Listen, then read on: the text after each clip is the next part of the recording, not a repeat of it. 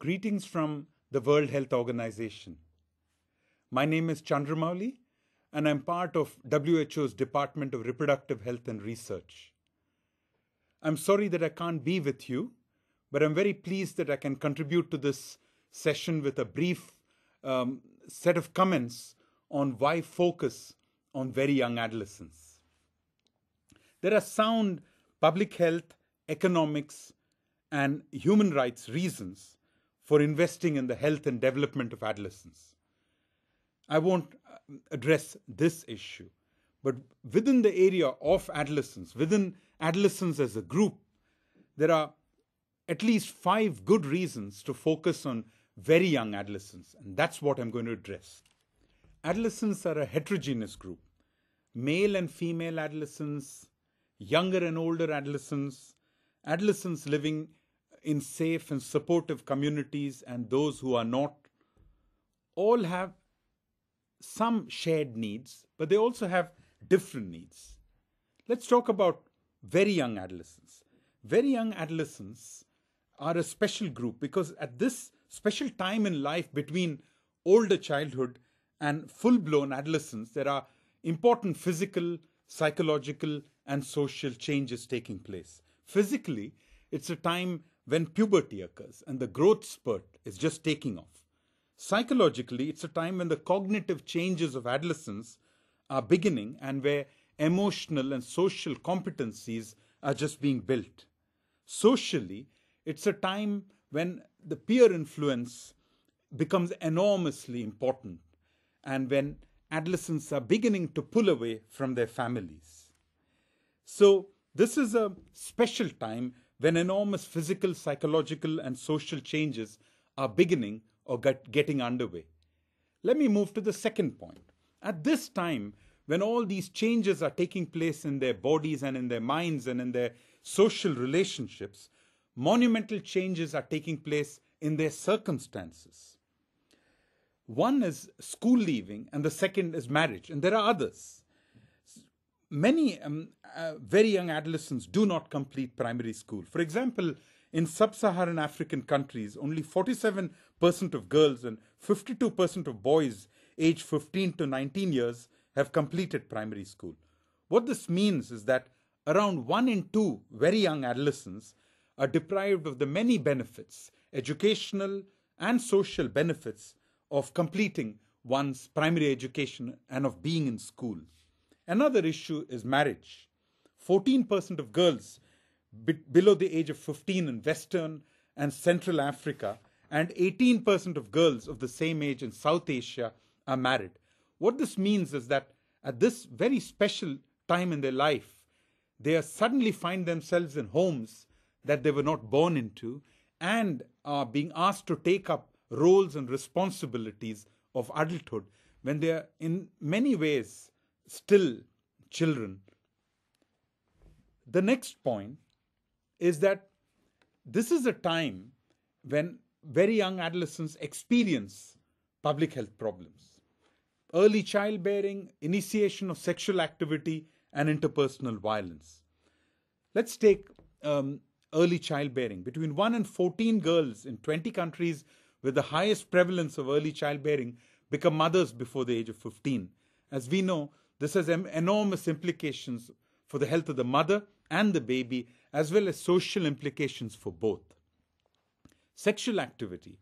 We know that many infections occur in young people. And of course, this has various factors which contribute to it. Early initiation of sexual activity is an important one. Globally, 11% of girls and 5% of boys in developing countries, excluding China, start having sex before the age of 15. This ranges from 17% of girls in Latin America, 12% of girls in sub-Saharan Africa, to 8% of girls in South Asia. Early sexual activity, as I said, increases the risk of HIV and other STIs. And thirdly, violence. Numerous studies show that large percentages of students aged 13 to 15 report having been involved in physical fights or having been the victims of physical attacks or bullying within the last month.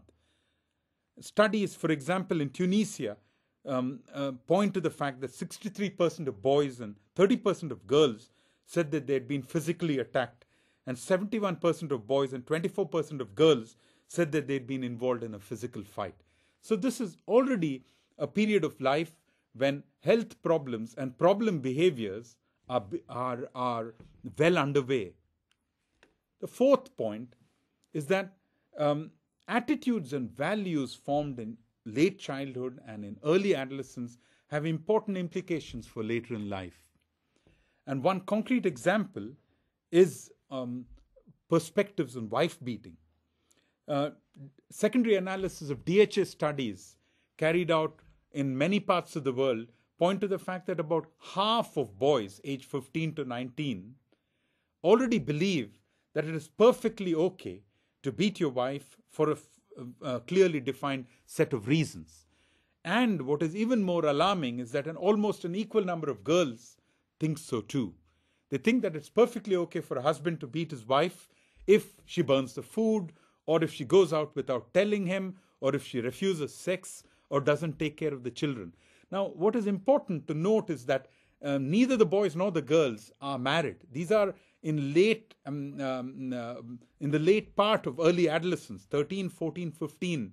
But already by then, values that have been passed down through their families and communities and societies are becoming ingrained. These need to be addressed, and they need to be addressed in early adolescence and childhood, not later on in adulthood. Now, having heard all these points, what I'd like to say, what is particularly alarming, is that programs and projects in many places either deliberately leave out young adolescents, and even when they don't reach young adolescents. Let me give you two examples. In 2010, UNESCO put together a set of success stories in sexuality education programs. One of them was Nigeria.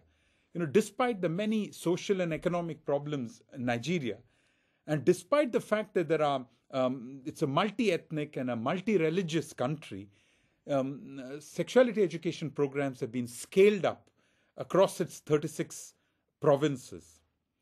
The only problem, the only reservation from my side, is that it addresses only junior and senior secondary schools. While it's very good for them, it leaves out primary school students. The other example is also from Africa, but this is from Ethiopia. This study by Annabel Erulkar and others of peer education program and youth center programs in peri-urban Addis Ababa pointed to the fact that they generally reach fewer numbers of adolescents than we expect or hope that they would. And what is even more alarming from this data is that boys in the 10 to 14 age group and girls in the 10 to 14 age group are reached much less than older adolescents. So programs and projects are either deliberately leaving out this group, or even when they are not deliberately leaving this group out, don't reach them. So to conclude, there are at least 5 good reasons for addressing very young adolescents. Firstly, that this is a very special time in life when many changes occur. Secondly, that there are important changes taking place in their circumstances. Thirdly, they're already experiencing health problems or engaging in problem behaviors. Fourthly, attitudes and values that are being formed in this age group have important implications for later in life. And lastly, given all this, policies, programs, and projects are either deliberately or inadvertently leaving them out. So there are very good reasons to focus on very young adolescents. Thank you once again for inviting me to contribute to your discussions. I'm sorry that I can't be with you, and I hope that the few points I've made give you food for thought and help stimulate some reflection and some discussion. Thank you, and goodbye.